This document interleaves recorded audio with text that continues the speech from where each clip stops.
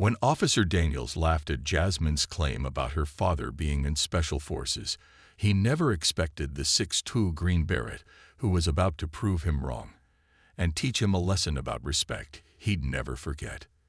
The late afternoon sun casts long shadows across Main Street as Officer Richard Daniels pulls his patrol car behind a slightly worn sedan with its hazard lights blinking in a clearly marked no parking zone. He adjusts his mirrored sunglasses and speaks into his shoulder radio before approaching the vehicle with measured steps, one hand casually resting near his holster. Inside the car, Jasmine Carter, a 17-year-old black girl with braided hair and an honor student sweatshirt, nervously watches the officer approach in her rearview mirror. She takes a deep breath and rolls down her window, hands visibly placed on the steering wheel just as her father had taught her. "License and registration," Officer Daniels says flatly, barely making eye contact as he scans the surrounding area with practiced suspicion. "I'm sorry about parking here, officer," Jasmine explains while carefully reaching for her documents. "My car started making this weird noise, and I pulled over to wait for my dad. He said he'd be here any minute to help." Officer Daniels takes the documents with a skeptical glance. "You can't park in a loading zone, regardless of car trouble. Where's your father coming from that's taking so long?" Jasmine sits up straighter, her voice steady despite her nervousness. "He's coming from the base, sir. My dad's in Special Forces. Master Sergeant Marcus Carter with the 5th Special Forces Group."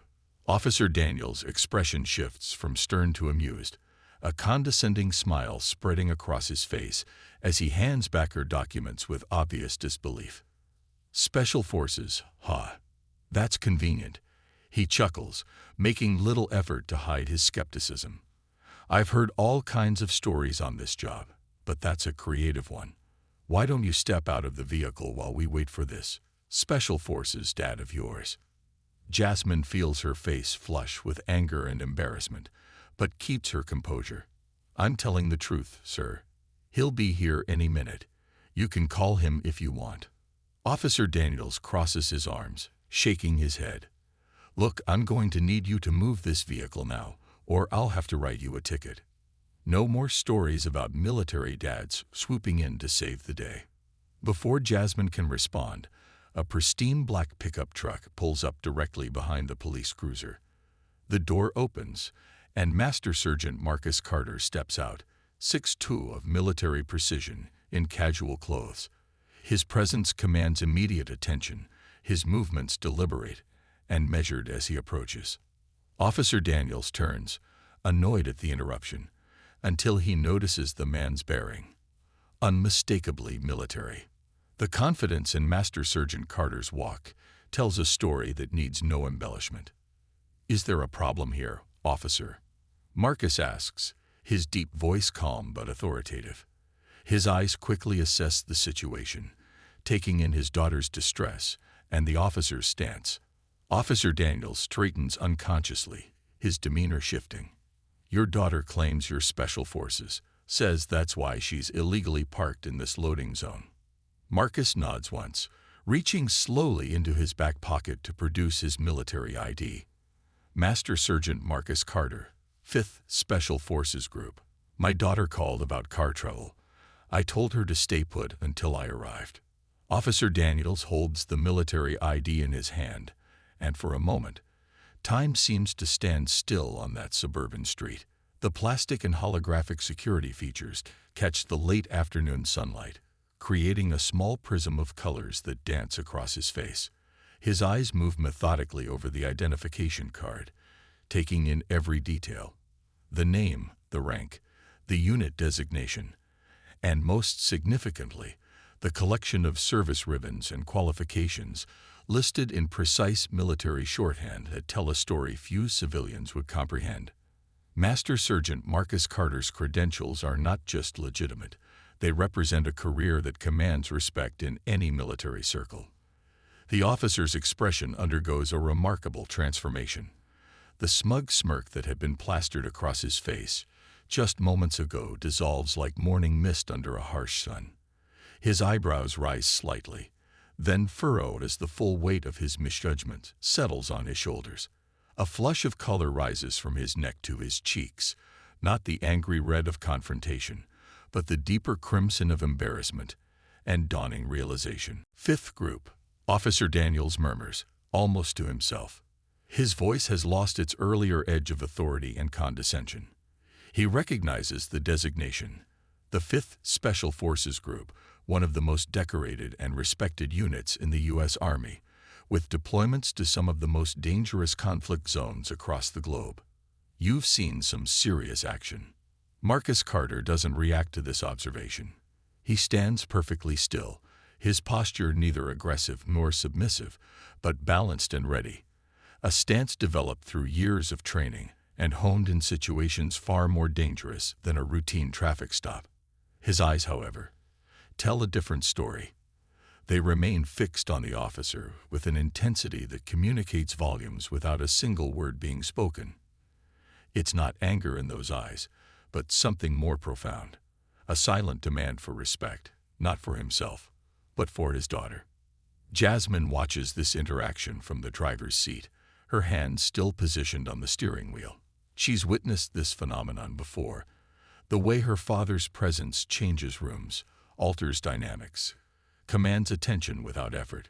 Growing up as a military child, she's seen countless adults recalibrate their behavior when they discover who her father is. But this time feels different. This time, it's personal. The vindication isn't as sweet as she might have imagined. Instead, she feels a complicated mix of emotions, relief that she's being believed, satisfaction at the officer's discomfort, but also a lingering sense of injustice that her word alone wasn't enough. That's quite a service record, Officer Daniels continues, handing back the ID with noticeably more care than he'd shown with Jasmine's driver's license moments before. His entire demeanor has shifted, his shoulders have relaxed, his stance has opened, and he's making direct eye contact now, officer to soldier, man to man, in a way he never bothered to do with Jasmine. Afghanistan, Iraq. Both, Marcus responds simply, his voice carrying the weight of experiences that cannot be easily summarized. And a few other places that don't make the evening news. He doesn't elaborate, and something in his tone suggests that he won't, regardless of how the officer might press. Some stories aren't meant to be shared in casual conversation, especially not during roadside interactions with law enforcement. Officer Daniels nods in understanding, a gesture of respect between men who have faced danger, though of different kinds. My cousin was with the 10th Mountain in Kandahar. Tough deployment. He offers this information like a peace offering, an attempt to establish common ground where moments ago there had been only hierarchy and suspicion. The 10th does good work, Marcus acknowledges, accepting the olive branch with military brevity. But he doesn't lose focus on why he's here. Now, about my daughter's situation. The mention of Jasmine redirects the conversation, and Officer Daniels glances back at her with new eyes. She is no longer just another teenage driver to be disciplined, but the daughter of a man who has served in ways most civilians cannot comprehend. The cognitive dissonance is visible on his face as he struggles to reconcile his initial assumptions with this new reality. I apologize for the delay, Jasmine, Marcus says, turning to address his daughter directly. His voice softens almost imperceptibly, the subtle shift of a man moving between his professional and paternal roles. And I apologize if she was in violation, officer. I instructed her to wait here rather than attempt to drive a potentially unsafe vehicle. There's a strategic brilliance to Marcus's words. He acknowledges the potential violation of traffic laws while simultaneously reframing Jasmine's decision as an act of compliance with her father's instruction. An instruction that prioritized safety over strict adherence to parking regulations. It's a subtle reminder that context matters, that regulations exist to serve public safety, not as rigid tools of authority. Officer Daniels finds himself caught in a moment of recalibration. The black and white certainty of moments ago has given way to shades of gray. No problem at all. Master Sergeant, he responds, the military title flowing naturally now, where moments ago He had mocked the very concept. "Thank you for your service. I just needed to check on the vehicle since it's in a loading zone." Jasmine observes this exchange with quiet intensity, noting every nuance of the interaction. She sees the way Officer Daniels stands straighter now, his body language mirroring her father's. She notices how his voice has lost its edge of condescension, replaced by a tone of professional courtesy.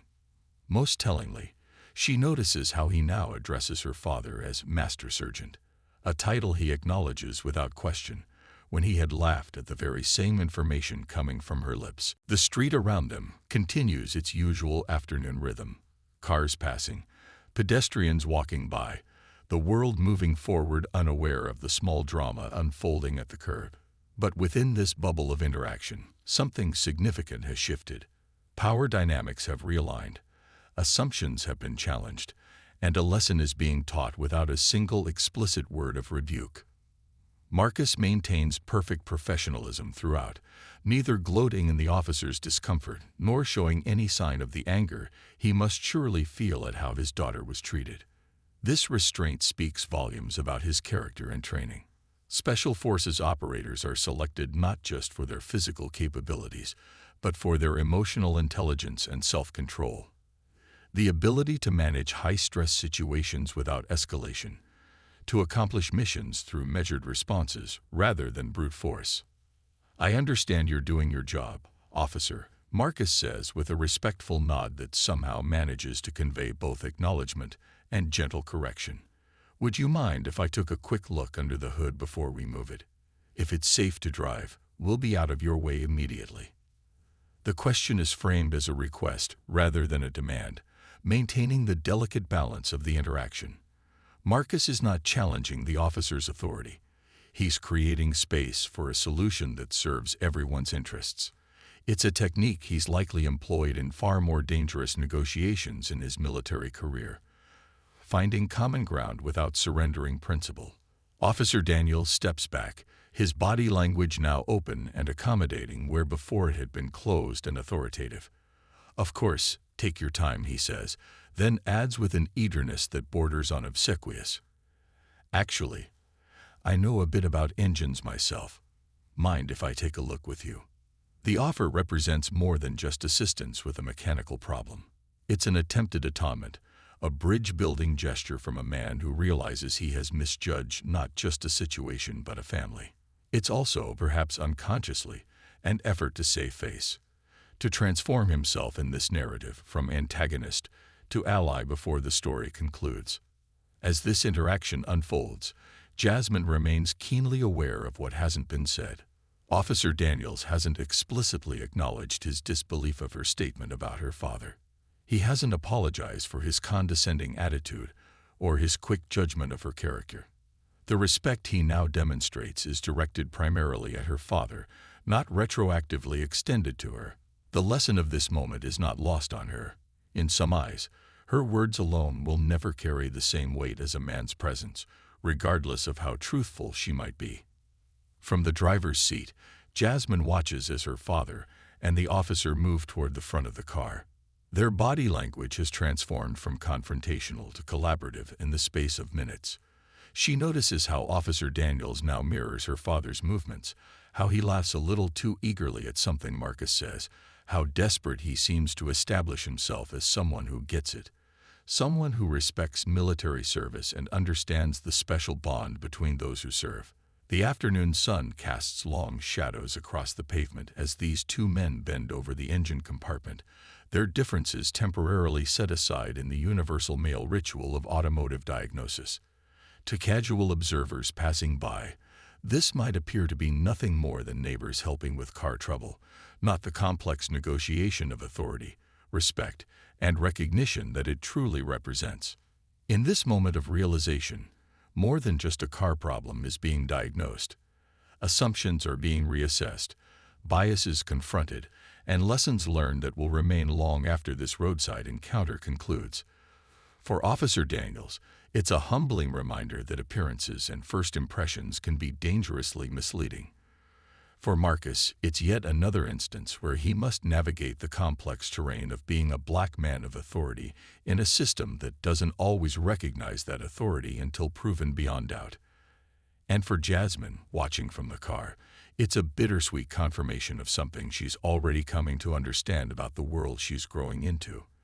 That sometimes, unfairly, the truth needs a powerful advocate to be heard. The engine compartment of Jasmine Sedan radiates residual heat as Master Sergeant Marcus Carter's experienced hands work methodically through the mechanical components.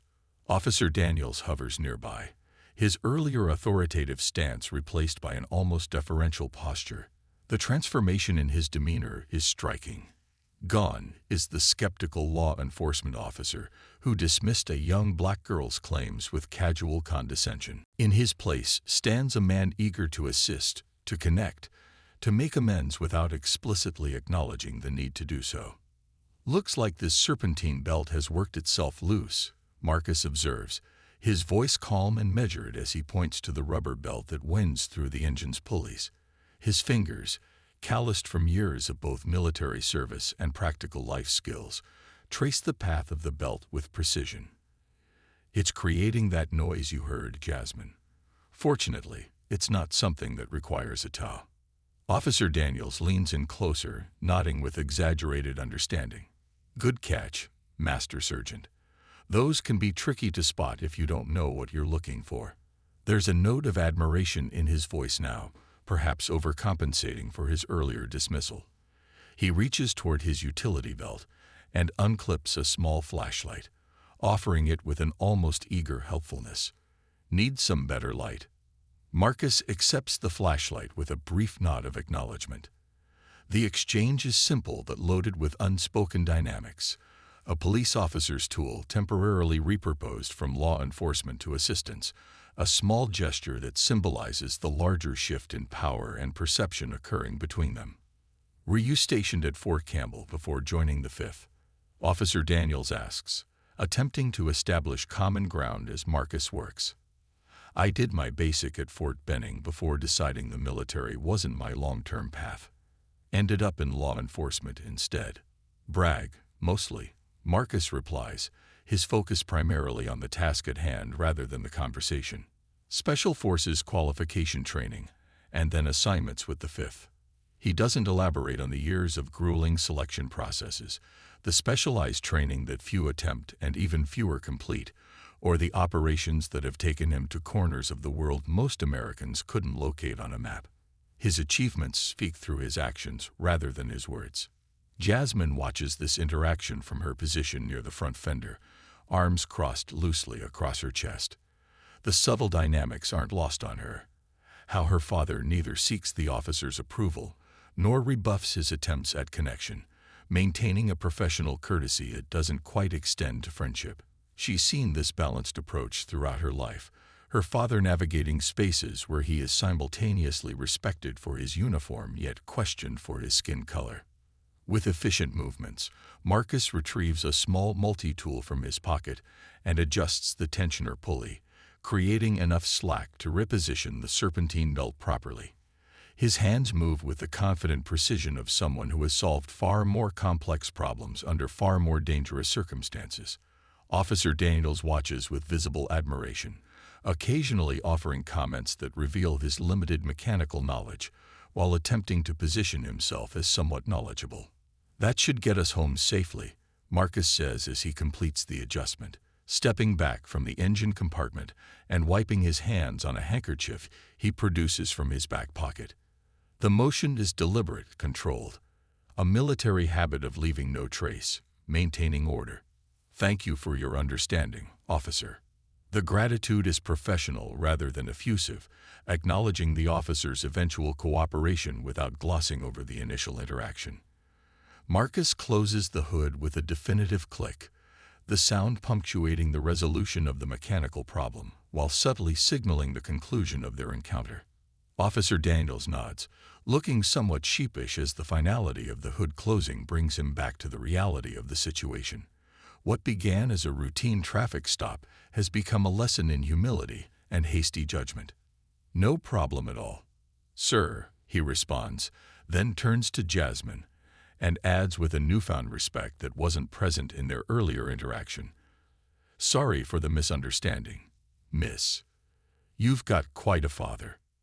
The apology, while directed at Jasmine, doesn't fully acknowledge the depth of the misunderstanding. How quickly he had dismissed her words, how readily he had assumed dishonesty rather than truth from a young black woman. It's an incomplete recognition of his error, yet it represents a step, however small, toward greater awareness. Jasmine accepts the apology with a poised nod, neither overly gracious nor visibly resentful. At 17, she's already developing the same measured approach to navigating difficult interactions that her father has mastered. "Thank you, officer," she replies simply, neither absolving him completely nor extending the confrontation. As Officer Daniels retreats to his patrol car, his posture and movements revealing lingering embarrassment, Marcus and Jasmine share a moment of private connection. Away from the officer's ears, Marcus gives his daughter a knowing look that communicates volumes of understanding. "You handled that well," he says quietly, his voice carrying a depth of pride. Jasmine smiles, relief mixing with lingering frustration as she processes the complex emotions of the encounter. "He didn't believe me until he saw you," she observes, naming the injustice that both of them recognize but neither needs to elaborate on. It's a familiar pattern, one they've discussed during late-night conversations about navigating a world that doesn't always extend the same benefit of doubt to everyone equally. Marcus places a gentle hand on her shoulder, the gesture conveying both comfort and solidarity. His eyes, the same eyes that have stared unflinchingly into combat situations, soften as they meet his daughter's gaze. "Some people need to see to believe," he acknowledges, his words carrying the weight of a lifetime of similar experiences. "But you knew the truth all along. That's what matters." The wisdom in his statement extends beyond this specific incident to a broader life philosophy he's tried to instill in his daughter, that her worth and truth exist independent of others' recognition, that external validation is never the measure of internal value. It's a lesson hard-won through his own journey as a black man ascending through ranks where few looked like him, earning respect that should have been given freely but often had to be proven repeatedly. As they settle into their respective vehicles, Jasmine back behind the wheel of her sit-in, Marcus returning to his truck to follow her home. The afternoon sun casts long shadows across the suburban street. Officer Daniels' patrol car pulls away with a final nod of acknowledgement, disappearing around a corner and taking with him, perhaps, a new perspective shaped by this unexpected encounter. Jasmine adjusts her mirror and sees her father's truck behind her, a steady, reliable presence ensuring her safe journey home. As she puts the car in drive, she contemplates the interaction that has just unfolded. The immediate respect her father commanded versus the dismissal she received despite saying the exact same words. The difference wasn't in the truth they spoke, but in how society had conditioned people like Officer Daniels to receive that truth depending on who delivered it. It was a lesson more valuable than any car repair. A glimpse into the complex reality she would continue to navigate as a young black woman in America. But alongside that sobering awareness came another truth, embodied in her father's steady presence behind her. That dignity isn't granted by others, but carried within, that respect can be commanded without sacrificing integrity, and that sometimes the most powerful response to ignorance isn't loud confrontation, but quiet, unyielding strength. As her car pulls away from the curb, leaving behind the scene of both conflict and resolution, Jasmine carries with her not just the memory of vindicating her truth, but the deeper understanding that while the world may not always believe her words at first hearing, she comes from a lineage of strength that has never required external validation to know its own worth.